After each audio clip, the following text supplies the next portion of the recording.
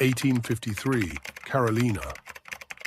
On Alden Pike's plantation, humiliation was not an accident, but a ceremony, rehearsed like theatre for the pleasure of the white household. The day's air was heavy, clinging with the wet heat of midsummer. Pine trees leaned still against a pale sky, and the sound of cicadas was drowned beneath laughter. At the center of the yard, in plain view of every field hand and visiting neighbor, stood Nora Bell, 30 years old, born to chains in the low country, raised between smoke-blackened kitchens and dirt-floored cabins. She had carried pots heavier than herself before her bones were grown. Her body bore the proof, wrists knotted by burns, palms calloused from iron pans, shoulders bent from lifting meat and water barrels. Yet the wound that ruled her life was not visible. It was the wound of absence, the wound of a son taken from her arms, hidden in some back shed by order of Lydia Pike, with the threat that he could be sold away to teach his mother a lesson. That morning, bread had gone missing from the pantry. A few crusts, no more than enough to quiet a child's hunger. But in the language of the plantation, such a loss was not about food. It was about dominion. Accusation fell on Nora, for who else could it be? She stood silent in the kitchen when Alden Pike raised his voice. His face was florid, heavy from wine even before noon. The missing bread became proof of ingratitude, a sin greater than theft. Because Nora's hands had long fed the very people who now pointed at her. There was no trial, no chance to protest. The verdict came as quickly as the gesture of Pike's hand. "Let her eat with the animals," he declared. The overseer seized her, dragging her out into the yard where slaves from the fields had gathered, cautious and watchful. The white family's visitors pressed forward eagerly, parasols tilted, eager to witness what they would later recount as plantation amusement. Buckets of slop pig feed, cabbage leaves, spoiled gruel were poured across her shoulders, sticky and rancid. The overseer forced her knees down into the dirt. With one rough hand, he pushed her face toward the earth, toward the crumbs scattered there. "Eat!" he shouted, while the Pike sons' boys, grown into men who had never labored a day, roared with laughter. She bent, lips grazing the dirt, tasting grit and spoiled grease, the yard filled with laughter, shrill and unbroken. It was not discipline, it was theater, a performance to remind the quarters what their masters could do. The enslaved looked on in silence. Their eyes burned, but not a single word rose up. Silence was survival. When they dragged her back inside, her head still sticky with swill, the punishment did not end. In the parlor, before a cluster of visiting ladies dressed in pastel silks, Lydia Pike demanded another demonstration. With a riding crop, she struck Nora across the knuckles once, twice, again, until the skin of her hands swelled red. Each lash was accompanied by a careless remark. "These hands touch too much. Perhaps they will learn." The women tittered into their gloves, pretending to scold Lydia for cruelty, even as they leaned forward for the spectacle. Later, as night pressed close and the house glowed with lamplight, Nora found no pallet waiting for her. Sleep was denied. She was ordered to scrub the wooden floors until dawn, her knees raw against the boards, while voices drifted from the dining room. Pike's sons boasting of cards and horses, Lydia calling for more wine. Her back ached, her arms trembled, yet worse than labor was the sound that reached her through the cracks of the walls. A muffled cry, her son. Somewhere in the house, hidden behind locked doors, the boy whimpered. Lydia had taken him there herself, telling Nora that a child could be sold as easily as a plate could be broken. Still, she did not weep. Tears would have been fuel for them, another form of amusement. Nora's eyes remained dry as stone. She worked in silence, her rag soaking black with dirt, her body trembling from exhaustion, but her mind listening to the rhythm of their laughter, the scrape of their silver forks, the faint sob of her son. Every humiliation was meant to strip her into nothingness, yet in that hollow place where dignity had been carved away, something else stirred. Not fury, not yet, but a quiet ember, hidden and patient. She thought of the women in the quarters, mothers whose arms had been emptied, whose breasts had dried from grief. She thought of how each humiliation was repeated in 100 other yards, under 100 other roofs, while newspapers called it order, while preachers called it divine. Nora bent lower, scrubbing until her arms shook, but inside she whispered to herself. Not words of prayer, the god of the Pikes was deaf to her kind, not words of vengeance either, only a vow as fragile as breath, that this night would not be forgotten, not by her, not by the soil itself. When dawn came, the house was bright again with false gentility. Visitors strolled the verandas, praising Lydia's hospitality, Alden's firm hand, the obedience of their servants. They saw Nora only as a shadow moving through the kitchen door, carrying platters she would never taste. They did not see the welts on her hands or the dirt still ground into her knees. They did not hear the silence in her throat, the silence that was no longer submission, but something heavier. The day moved as all days did, demand upon demand, insult upon insult. But the memory of the yard remained. She remembered the way the overseer's hand had pressed her head down. She remembered the taste of slop and earth. She remembered the laughter of women sipping tea while she bled at the knuckles. She remembered the cry of her son, muffled and unreachable, and with each memory, the ember inside her glowed. Not yet flame, not yet action, but the beginning of something. The plantation's order continued as if nothing had occurred. But for Nora Bell, nothing would ever be the same again. Carolina, 1853, the day after Nora Bell's humiliation, the plantation became a stage once again. Overseer Cole, thick-necked, with a face that always seemed flushed with cruelty, found a new entertainment. The white visitors lingered on the veranda, sipping from tall glasses of sherry, fanning themselves against the oppressive Carolina heat. Cole stepped into the yard, dragging Nora with him. Her wrists were already raw from scrub work, her body weakened from a night without rest. Yet she was ordered to kneel in the open yard, as if prayer itself could be commanded by laughter. "Smile, girl," Cole barked. His hand gripped her chin, forcing her face upward toward the cluster of white ladies who watched from shaded chairs. "These fine guests want to see you smile." Nora's lips remained still. She could not.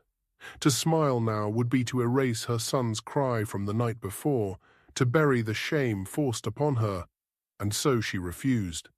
The refusal was small, barely the movement of a mouth, yet it rang louder than any scream.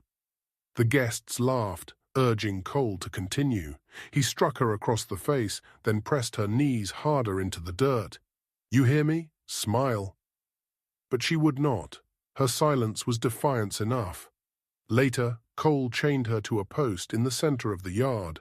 He left her there beneath the blistering sun, her wrists chafing against iron, her shoulders burning. Flies gathered at her brow, the stench of manure rising from the soil around her. And all the while, the Pike sons and their companions passed by, snickering, spitting, tossing crumbs toward her feet as though she were less than the hounds that prowled the grounds. From the cabins, the enslaved watched. Their faces betrayed nothing, but their eyes recorded everything. They had seen their own mothers bound, their sisters dragged, their children threatened. Yet watching Nora chained to the post, something inside them shifted too, for she did not cry out, and she did not break. When at last the chain was loosened and she stumbled back toward the kitchen, her legs barely carried her. Yet her mind was sharper than ever. That same evening, she witnessed another cruelty. Ella, her neighbor in the quarters, clutched her infant to her breast when the overseer stormed through. Without warning, he tore the child away. "Sold," he said flatly, handing the screaming baby to a waiting rider. Ella collapsed in the dirt, her arms clawing at nothing. The sound that left her throat was not human. It was the sound of a world splitting in two. Nora stood still, her heart tightening, for she knew what it meant to have a child used as punishment, as leverage, as property. That night the Pike sons came to her cabin. They reeked of drink, their boots heavy on the floorboards. One carried a coil of rope, another a brazier with hot coals still glowing red. They forced her arms out, binding her wrists. The coals were pressed near, close enough to sear her skin, leaving marks like bracelets of fire. "Remember," one hissed in her ear, "this is what happens to those who forget their place." The pain shot through her body, yet she did not scream. Her jaw locked, her eyes fixed on the shadows of her cabin wall. They wanted fear. They wanted her collapse. Instead, they received silence, silence thick as iron. When they finally left, laughter still echoing outside, Nora fell onto her pallet, her wrists blistered. The burns were a warning, but also a message carved into her skin, a line she could never uncross. She thought again of Ella's empty arms. She thought of her own child hidden away, dangled before her like bait. She thought of the overseer's laughter, the guests' delight, the way humiliation had become sport. The plantation's big house slept soundly that night, its windows glowing faintly with lamplight. But Nora Bell did not sleep. She lay awake, her body throbbing, her spirit gathering itself. The ember inside her, once fragile, now glowed hotter. The humiliation of the yard, the post, the rope, the coals, each had been meant to break her. Yet instead they carved her into something else. A mother robbed, a woman stripped, but not a soul destroyed. By dawn her vow had grown sharper. No one would harm her child again, nor the children of any woman forced to kneel beneath the Pike name. And so the silence she had worn all her life began to change. It was no longer the silence of submission, it was the silence of waiting, listening, preparing. A silence sharper than steel. The quarters whispered her name differently now, not only Nora the cook, not only Nora the punished, but Nora who did not break. The overseers thought they had left a warning branded into her flesh. Instead, they had marked the beginning of her vengeance. Carolina, 1853.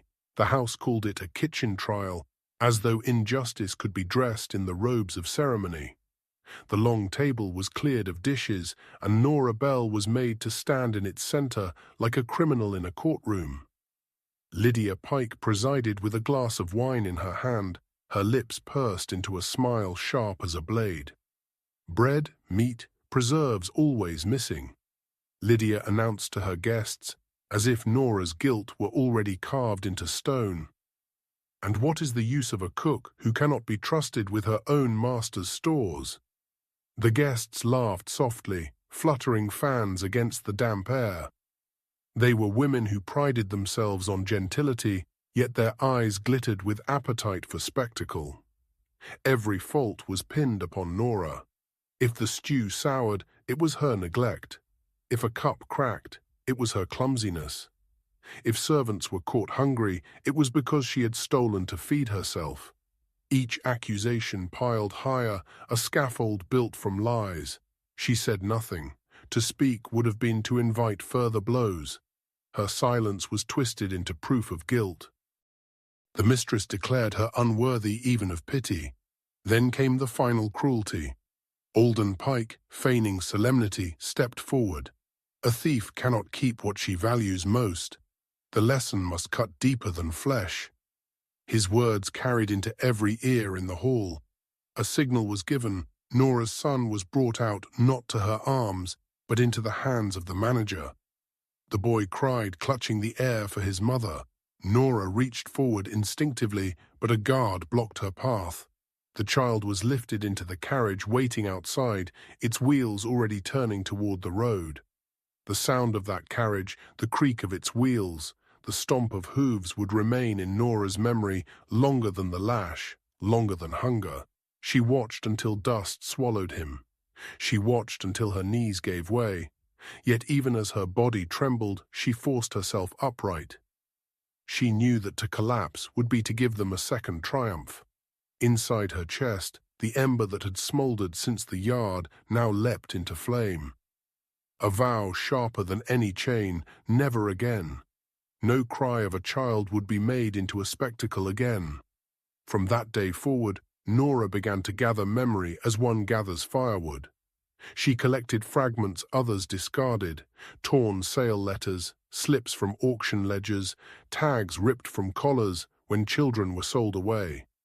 She hid them beneath loose stones in the kitchen hearth, or slipped them into cracks in the cabin walls. She listened to nurses whisper of children who had vanished, to men who had lost wives on the auction block, to women who had been promised manumission and then betrayed. She gathered every word like kindling. It was dangerous work. If discovered, even a scrap of paper could condemn her to the whipping post or worse. Yet she persisted, her silence disguising her purpose. The punishments grew harsher. Rations were cut until her bowl held little more than the swill from the pigs. Days stretched longer, nights shorter, her body forced past exhaustion. Overseer Cole watched her with suspicion, sensing rebellion, though he could not yet name it. But Nora endured. Her hunger became another form of memory. A sharp edge she carried in her bones. Each pang reminded her of her son's small body lifted into that carriage, of Ella's empty arms, of the infant cries silenced by Sale. The women of the quarters saw her differently now.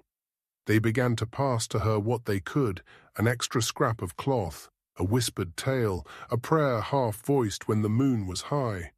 Some feared her, for defiance invited death, yet others found strength in her stillness. The Pike family mistook her silence for defeat. They did not know it had become a UEPN.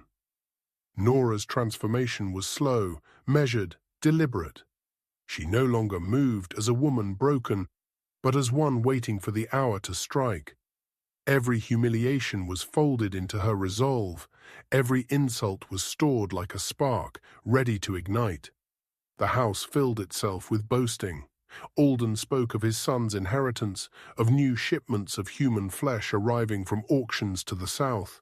Lydia dreamed of expanding her parlor, of adding new servants to polish her silver.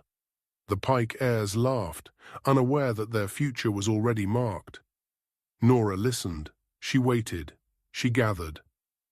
And in the silence of her heart, she prepared for the day when memory would become flame. Carolina, 1853.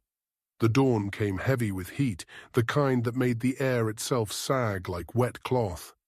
The big house woke in celebration. A new shipment of enslaved people had arrived by wagon the night before. Men and women dragged in chains, their eyes hollow with disbelief. Alden Pike boasted loudly of his purchase, strutting across the veranda, calling his sons to witness their expanding wealth. Lydia clapped her hands, imagining how many could be trained for household service, how many could be sold again at profit. The air rang with triumph. In the kitchen, Nora Bell listened. Her wrists still bore the burns of the overseer's warning, her stomach still groaned from hunger. But inside, something colder than pain had settled. This morning, when their mouths filled with boasts, she had already chosen what the day would bring. She moved with practiced calm. The women around her sensed something different in the way she stirred the pot, the way she carried wood to the hearth. Her silence had always been armor, but today it was sharpened steel. While the family laughed over breakfast, Nora slipped quietly toward the nursery. It was the pride of Lydia Pike, a room of carved cradles, imported fabrics, little silver rattles brought from Charleston. It was also the place where the future of the Pike name was meant to be protected. The heirs slept here, small bodies wrapped in linen, watched over by young maids who dared not blink without permission. Nora had prepared through weeks of silence, scraps of cloth soaked in oil, straw tucked beneath loose floorboards, embers carried in a small clay pot. She knew the house better than any architect, every hidden corner, every draft of air. She placed the kindling where the shadows hid it best. The fire began with a whisper, no louder than a sigh. But it grew quickly, licking up the curtains, tasting the beams. When the wind pressed through the open windows, the flame leapt higher, screams erupted. The nursery's walls glowed red, smoke curling down the hallway. Servants rushed in panic, but it was too late. The fire devoured cloth, wood, flesh. The Pike heirs, their laughter, their future, their inheritance, vanished into flame. Chaos swept the estate. Lydia shrieked, clawing at her face, collapsing as servants dragged her away. Alden bellowed orders that no one obeyed. The overseers cursed, running wildly, uncertain whether to fight the fire or guard the fields. In that chaos, Nora moved. She whispered to the women of the quarters, to the children huddled in fear. "Now," she said. Her voice, rarely heard, cut through smoke like a bell. They obeyed. Mothers clutched infants, children clung to skirts, and together they ran toward the woods. The overseers, blinded by panic, barely noticed. Their world was collapsing in fire. Their future name had been erased in a single morning. The house crackled like a pyre, flames shot through the roof, windows bursting, ash swirling into the sky. The scent of burning wood mingled with something deeper, older, the stench of reckoning. And then, when freedom was within her grasp, Nora did what no one expected. She did not flee. She did not vanish into the forest with the others. She walked back toward the gates of the plantation, her hands lifted, her eyes steady. Guards rushed forward, seizing her arms. "You did this," one shouted. She did not resist. At the threshold of the gates, where carriages once rolled with wealth and laughter, she spoke aloud. Her words were simple, but they carried the weight of every humiliation, every stolen child, every cry turned into spectacle.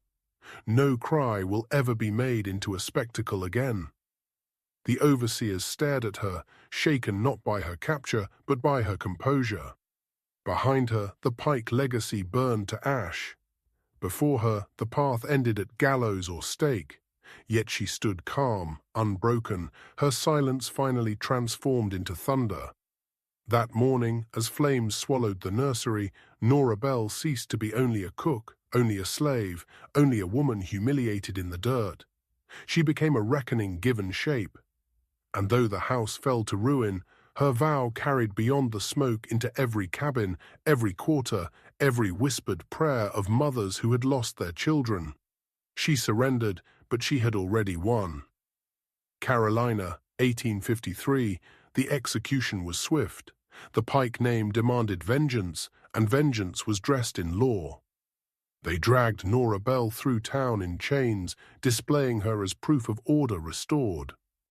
Crowds gathered, some jeering, some whispering, all staring at the woman whose silence had undone a dynasty. The gallows stood in the square, wooden beams blackened from years of use. A preacher mumbled verses, his voice trembling. Soldiers tied the rope, careful not to meet her eyes. For there was something in her gaze that unsettled them. Not madness, not fear, but calm, as though she were already beyond their reach. "Confess," the sheriff urged, "say it was the devil's work." But Nora only raised her chin. Her words came quiet, steady. "No cry will be made a spectacle again." The crowd fell into uneasy silence. Even the jeerers could not laugh.